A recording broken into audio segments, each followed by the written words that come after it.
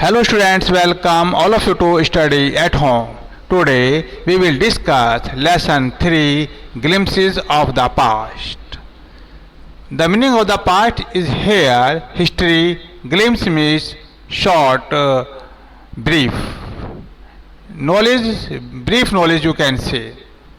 यानी कि इतिहास के कुछ झलके, कुछ नॉलेज, कुछ ज्ञान.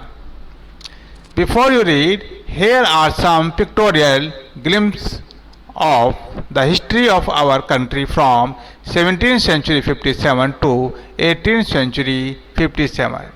These pictures and speech bubbles will help clarify your understandings of the condition that led to the event known as the First War of Independence in 1857.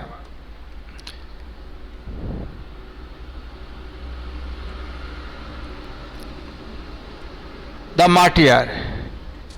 This is the gatherings in Delhi on the Republic Day.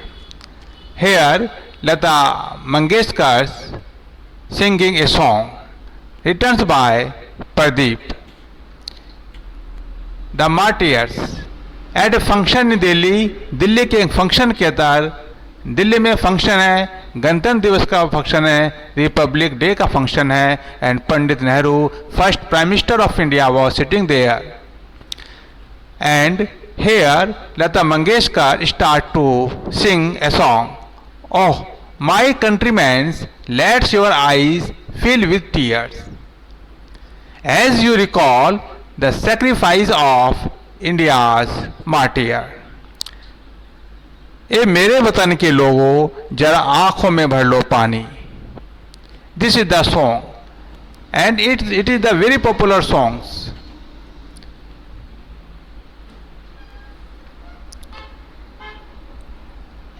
The first, the companies conquest. This is 17th century 57 to 18th century 49. With its superior weapons, the British East India Company was extending its power in 18th century India. 18वीं शताब्दी के अंदर अपने अच्छे श्रेष्ठ हथियारों के साथ, weapon के साथ ब्रिटिश ईस्ट इंडिया कंपनी अपना विस्तार कर रही थी. It is the pictures here India 1765. The yellow color shows Indian princes. Here Indian princes rules in the yellow colors, and British territory was the pink. Pink shows the British territory in 1765. Indian princes were short-sighted. Indian जो princes थे वे दूरदर्शी नहीं थे. वे दूर से politics नहीं बना सकते थे, अपनी नीति नहीं बना सकते थे. That upstart Rajbagh call the English merchants, they will help me to defeat him. Rajbagh ने अंग्रेज व्यापारियों को बुलाया ताकि वे उसकी सहायता कर सके दूसरों को हराने में. The people had no peace due to the such constant fight. इस तरह के झगड़ों से कोई शांति स्थापित नहीं होगी, इसलिए हमें स्थापित करने के लिए, शांति बनाए रखने के लिए अंग्रेजों का सपोर्ट लेना चाहिए. The rivalries help the East India company and it could easily subdue Indian princes one by one. जो विरोधी थे उन्होंने ईस्ट इंडिया कंपनी से सहयोग मांगा और इस प्रकार ईस्ट इंडिया कंपनी जल्दी ही भारतीय राजकुमारों को एक के बाद एक दबाती चली गई, उन्हें डिफीट करती चली गई. As far seeing ruler like the brave Tipu of Mysore. Mysore के एक ब्रेव टीपू सुल्तान जो कि दूरदर्शी थे, बहुत दूर के सोचते थे, वे ब्रिटिश के साथ लड़ते रहे जब तक कि उनकी डेथ हुई, मृत्यु हुई.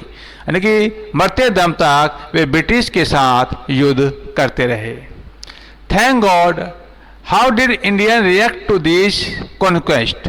जब ब्रिटिश भारत के अंदर अपना विस्तार कर रहे थे, एक के बाद एक इंडियन प्रिंस को या किंग को हरा रहे थे, उस समय इंडियंस का क्या रिएक्शन था, क्या प्रतिक्रिया थी? Thank God there is a peace in the country now. ईश्वर को धन्यवाद कि अब हमारे कंट्री में, हमारे देश में, हमारे भारत में शांति हो गई है। No more war and no looting by thug. ना तो अब कोई युद्ध है और ना ही कोई ठग हमें लूट रहा है। It is God who sent the British. ईश्वर ने ही इन ब्रिटिश को, अंग्रेजों को इंडिया में भेजा है। Our destiny is linked with them. हमारा जो डेस्टिनी है, हमारी तरक्की है, हमारा भाग्य है, इन अंग्रेजों के साथ जुड़ गया है। एक रिएक्शन तो हमारा ये था। दूसरा क्या था reaction? The white man has killed और डिथ्रोन्ड आवर किंग्स। अंग्रेजों ने, व्हाइट मीन्स इंग्लिश पर्सन, अंग्रेज लोग, अंग्रेजों ने हमारे राजाओं को या तो मार दिया है या उन्हें गद्दी से उतार दिया है, डिथ्रोन कर दिया है। सम किंग्स वर नॉट गुड। कुछ लोग, कुछ राजा अच्छे नहीं थे।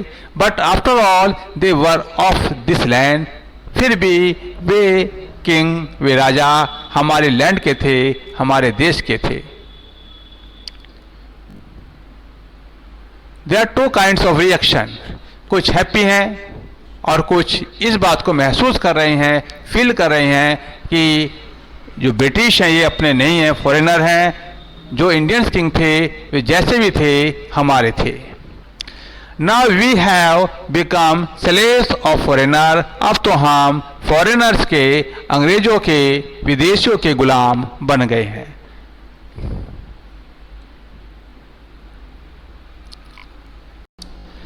3. British rule from 17th century 65 to 18th century 36. Religious leaders pressed ideas like untouchability and child marriage. धार्मिक नेताओं ने अनटचेबिलिटी और चाइल्ड मैरिज पर अपने विचार, अपने उपदेश दिए। Anyone who crosses the sea loses his religion. कोई भी व्यक्ति जो सी को पार करेगा, समुद्र को पार करेगा, वह अपना धर्म खो देगा।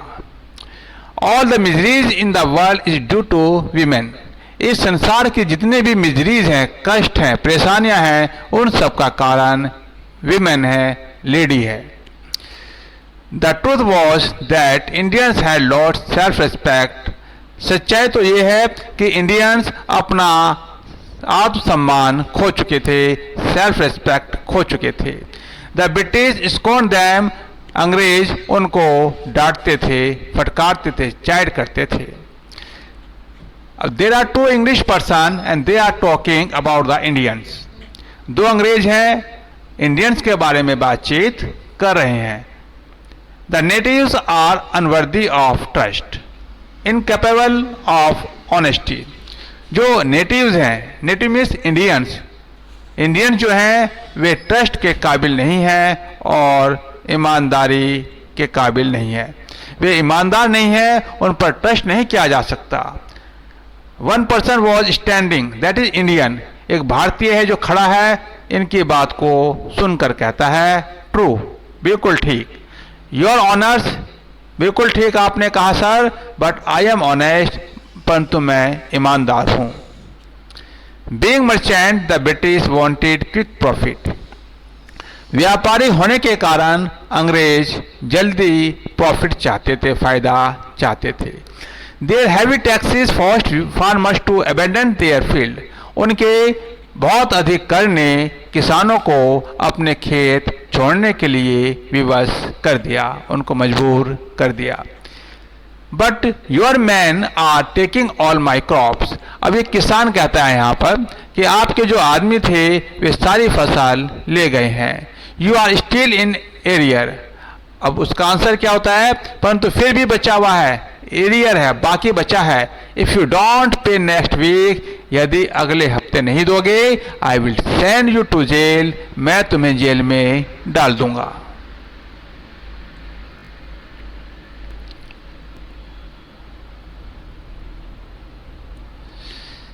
Still, the British invented other method which gave them more profit.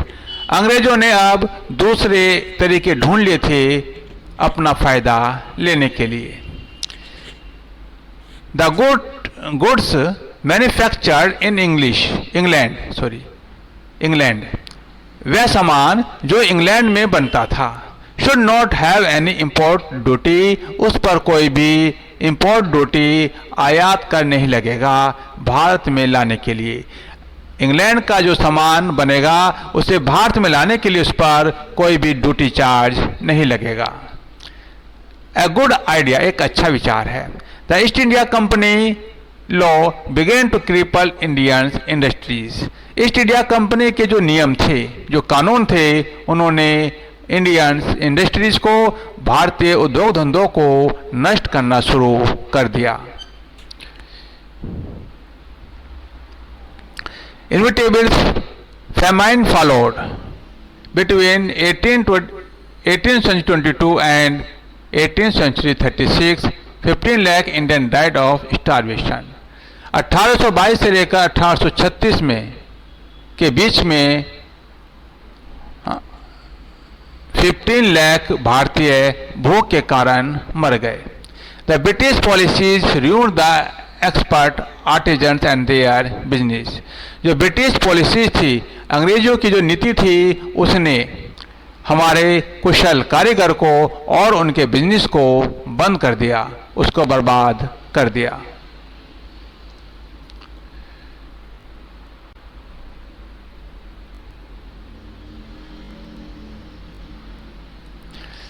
Raja Ram Mohan Roy 17th century 72 to 18th century 33। Ram Mohan Roy a learned man from Bengal. Bengal का एक स्कॉलर था, एक पढ़ा लिखा व्यक्ति था। Understood what was wrong with his country. वह समझ गया उसके देश में क्या गलत हो रहा है। Let us not despise ourself. हमें अपने आप से नफरत नहीं करनी चाहिए। Our ancient culture is great. हमारी जो प्राचीन कल्चर है, संस्कृति है, वह महान है। And we are capable of greater achievement. और हम बहुत महान कार्य प्राप्त कर सकते हैं। Superstitions have been ruling us. जो अंधविश्वास हैं हमको नष्ट कर रहे हैं। He told his wife ओमा। उसने अपनी पत्नी ओमा से कहा, cows are of different colours. जो गाय होती हैं वे अलग अलग कलर की होती हैं। But the colours of their milk is the same. परंतु उनका जो दूध का कलर है, मिल्क का जो कलर है, वह सेम होता है। Different teachers have different opinion. अलग अलग टीचरों की, अध्यापकों की, गुरु की अलग अलग राय हो सकती है। But the essence of every religion is the same. परंतु प्रत्येक धर्म का जो सार है, जो उसका जो मीनिंग है, वह एक ही होता है। He was attracted by science and modern knowledge. वे राम मोहन राय विज्ञान और आधुनिक ज्ञान से प्रभावित थे, आकर्षित थे। Knowledge should be practical and sacrifice. उनका कहना था, राम मोहन राय जी का कहना था कि नॉलेज को, ज्ञान को प्रैक्टिकल होना चाहिए और उसको वैज्ञानिक होना चाहिए। He cross the sea. उन्होंने सी को पार किया, समुद्र पार किया। And went to England to see what made British powerful.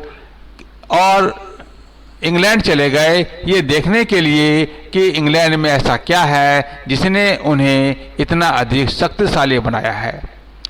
There he told them. वहां उन्होंने अंग्रेजों से कहा,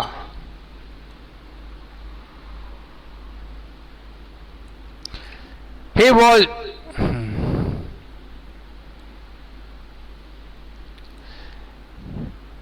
we accept you as rulers।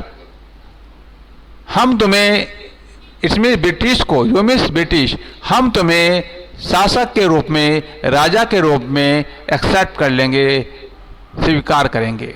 And you must accept us as subject, तुम्हें भी हमें अपनी प्रजा समझना चाहिए, स्वीकार करना चाहिए। बट यू मस्ट रिमेंबर, तुम्हें याद रखना चाहिए, the responsibility a ruler on to his subject, तुम्हें याद रखना चाहिए कि एक रूलर की, एक शासक की अपनी प्रजा के लिए क्या जिम्मेदारी होती है, क्या उसको करना चाहिए।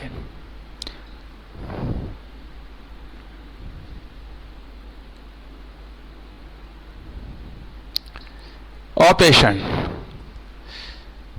from 17th century 65 to 18th century 35. But the British continued to oppress Indians. British ने इंडियंस को, भारतीयों को दबाना जारी रखा, उनका शोषण करना जारी रखा। इन 18th century 1818 में they had passed regulation third, उन्होंने नियम थर्ड पास किया। अंडर इट, इसके अनुसार an Indians could be jail without trial in a court, इस नियम के अनुसार किसी भी इंडियंस को, भारतीयों को बिना किसी कोर्ट में सुनवाई के जेल में डाला जा सकता है। All the time British officer in India due big salaries and also made fortunes in private business, अंग्रेज अधिकारियों ने भारत के अंदर अच्छी सैलरी ली, अच्छा वेतन लिया और प्राइवेट बिजनेस में अच्छा भाग्य आजमाया, अच्छा पैसा कमाया। By 18th century 29, Britain was exporting British goods worth 7 crores rupees to India. 1829 तक ब्रिटेन भारत को 7 करोड़ रुपए का ब्रिटिश सामान एक्सपोर्ट करता था, भारत को बेचता था। The British oppressed the company's loots while Indian industry began to die, British के दमन के कारण और कंपनी की लूट के कारण भारतीय उद्योग धंधे मरने लगे थे, समाप्त होने लगे थे। Governor general Bentinck reported back home, governor general Bentinck ने अपनी रिपोर्ट भेजी। The bonds of cotton weavers are bleaching the plains of India,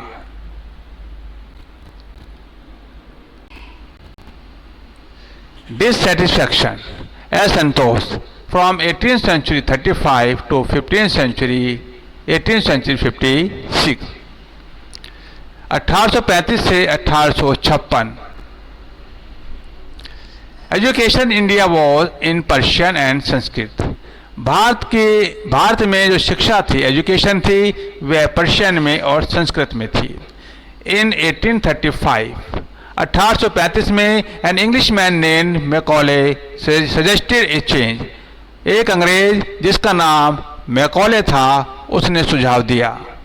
we should teach the native through the English language, हमें इंडियंस को, भारतीयों को अंग्रेजी भाषा के द्वारा, अंग्रेजी माध्यम से सिखानी चाहिए शिक्षा। हमें अंग्रेजी माध्यम से भारतीयों को शिक्षा देनी चाहिए।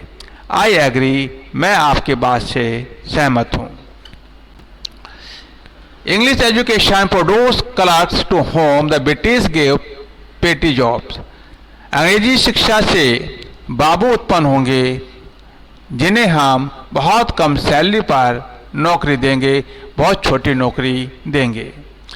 Incidentally it also produce a new generation of intellectual, और एक नई जनरेशन और एक नई बौद्धिक स्तर वाली, एक पढ़ा लिखा वर्ग, एक नई पीढ़ी उत्पन्न हो जाएगी, खड़ी हो जाएगी।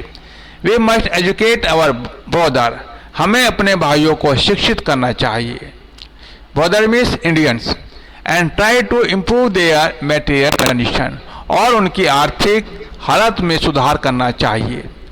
For that we must convey our grievances to the British Parliament.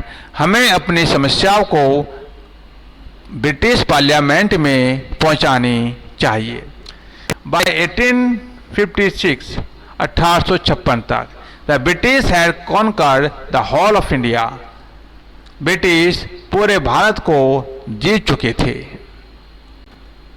Now, situation changed. State yellow shows Indians and pink shows British area. They cared little about the need of Indian. वे बहुत कम भारतीयों की जरूरत को care करते हैं, उनकी चिंता करते हैं. Our kings have become puppet. हमारे जो किंग हैं उनकी हाथों में कठपुतली बन चुके हैं. And we have lost our old jobs. और हम अपनी पुरानी जॉब खो चुके हैं. पर्सन जो लोग हैं आपस में एक दूसरे से बातचीत कर रहे हैं. एंड लैंड्स भूमि खो चुके हैं. They are converting our brothers. वे हमारे भाइयों को धर्म परिवर्तन कर रहे हैं. You only talk. तुम केवल बात करते हो. Do something to drive them out. तुम केवल बात करते हो, उनको भगाने के लिए कुछ करना चाहिए.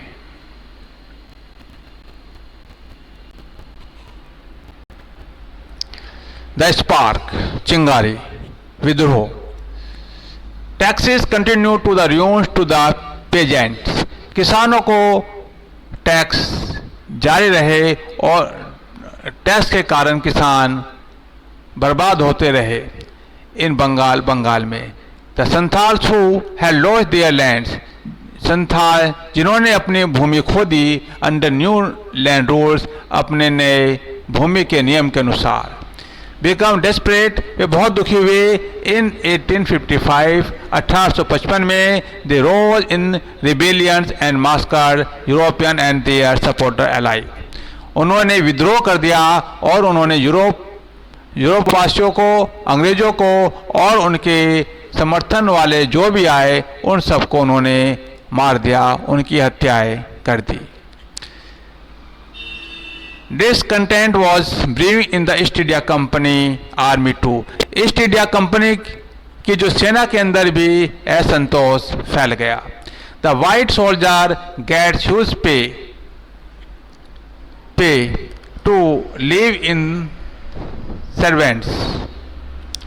जो भारतीय किसान थे वे अच्छी सैलरी प्राप्त करते थे. While we get a pittance and slow promotion. जबकि हमें कम सैलरी मिलती है और हमारे प्रमोशन भी बहुत धीरे धीरे होते हैं. द अंग्रेज ask us to cross the sea which is against our religion. अंग्रेज कहते हैं सी को पार करो, समुंदर को पार करो, जो हमारे धर्म के खिलाफ है. हु इज द टोपी वाला. ये टोपी वाला कौन होता है. To abolish our age old custom. ये टोपी वाला कौन है जो हमारे बहुत पुराने युगों से चले आ रहे कस्टम को, प्रथा को नष्ट कर रहा है. हियर टोपी वाला मीन्स अंग्रेज person. We must drive out the अंग्रेज. हमें अंग्रेजों को यहाँ से बाहर भगा देना चाहिए. सिपाही यानी कि सिपाही Mangal Pandey attack the agent of his regiment and was executive. सिपाही मंगल पांडे ने अपने रेजिमेंट में विद्रोह किया और उसको फांसी पर लटका दिया गया. थाउजेंड ऑफ द सिपाही रिवोल्टेड. हजारों की संख्या में सिपाही ने, सोल्जर ने रिवोल्ट किया, विद्रोह किया. दे वर स्ट्रिप्ड ऑफ देयर यूनिफॉर्म. उनकी वर्दी उतार ली गई, उन्हें नौकरी से हटा दिया गया. ह्यूमिलेटेड. उनका अपमान किया गया, उनकी इंसल्ट की गई. And put in iron. और उन्हें जेल में बंद कर दिया.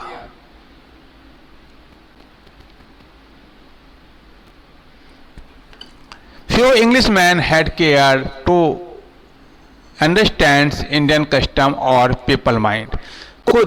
कुछ अंग्रेज लोग भी थे जो भारतीयों के मन की स्थिति को और उनके रिवाज को समझते थे. Oh proud Brahmin soldier.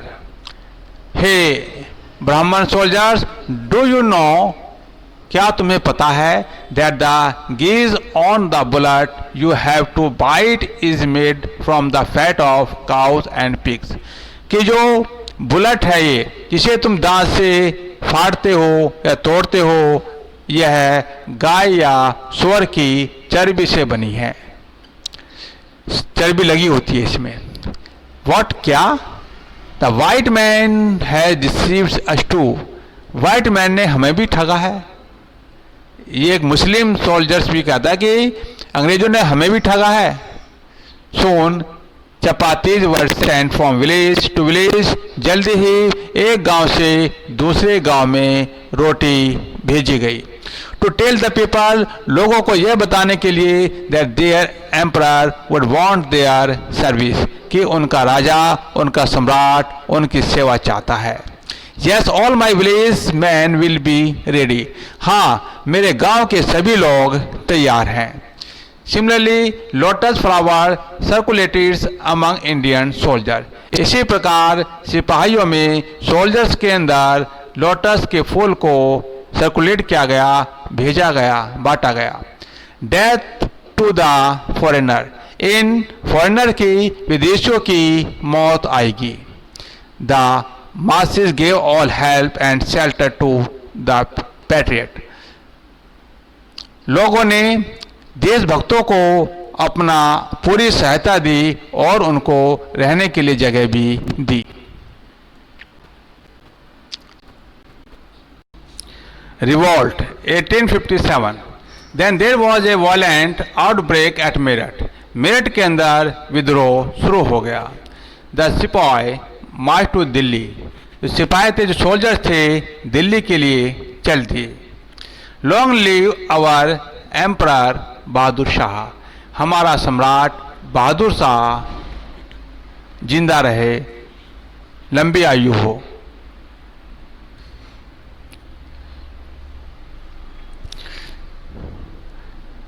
The rebellion spread wider, जो विद्रोह था बहुत फैल गया। Many landlord had lost their lands because of the British policies and they were sore, बहुत सारे लैंडलॉर्ड ने अपनी लैंड्स खो दी थी, ब्रिटिश की पॉलिसी के कारण वे भी दुखी थे। The white man's rule must end, इन अंग्रेजों का शासन खत्म होना चाहिए। Yes we will help you, हाँ हम तुम्हारी सहायता करेंगे, हम तुम्हारी हेल्प करेंगे।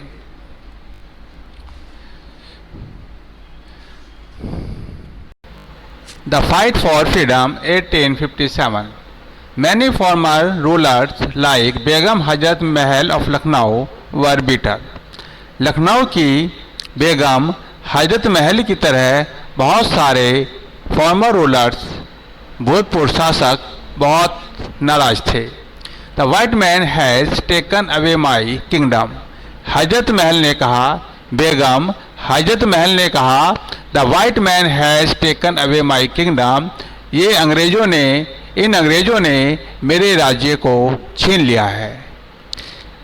दे joined the upsurge against the foreigner, ये फॉर्मर रूलर्स थे, जो भूतपूर्व शासक थे, इन्होंने विदेशों के खिलाफ होने वाली रिवोल्ट में हिस्सा ले लिया। Popular leaders like Maulvi Ahmad Ullah of Faizabad told the people, Maulvi Ahmad Ulla Faizabad के लोकप्रिय नेता ने कहा, लोगों से कहा, rise brother rise, rise brother rise, उठो भाइयों उठो, ब्रदर मीन्स इंडियंस। द अंग्रेज इज रूइनिंग अवर लैंड, ये अंग्रेज हमारे देश को नष्ट कर रहे हैं, बर्बाद कर रहे हैं। द पीपल रोज एवरीवेयर, सभी जगह लोग खड़े हो गए, विद्रोह करने लगे। In Bareilly, Kanpur and Allahabad.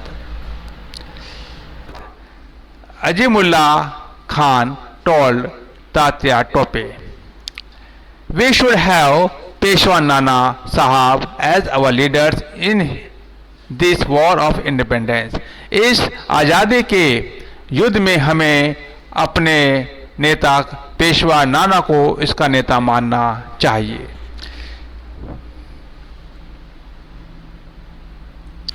80 years old Kunwar Singh of Bihar received a bullet in his wrist.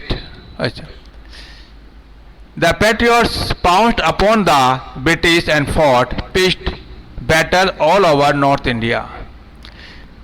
जो देशभक्तों ने अंग्रेजों के ऊपर झपट पड़े, उन पर टूट पड़े, उन पर हमला कर दिया और जगह जगह पूरे नॉर्थ इंडिया के अंदर उन्होंने अपने टेंट गाड़ दिए.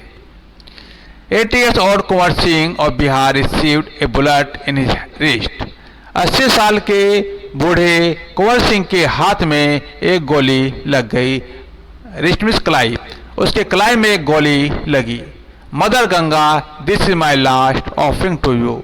उन्होंने अपना हाथ काट दिया ये कहते हुए कि गंगा को, माँ गंगा को मेरी यह भेंट, अंतिम भेंट स्वीकार हो. This was the story of the freedom fighters. The summary of this chapter is complete. Thank you for watching.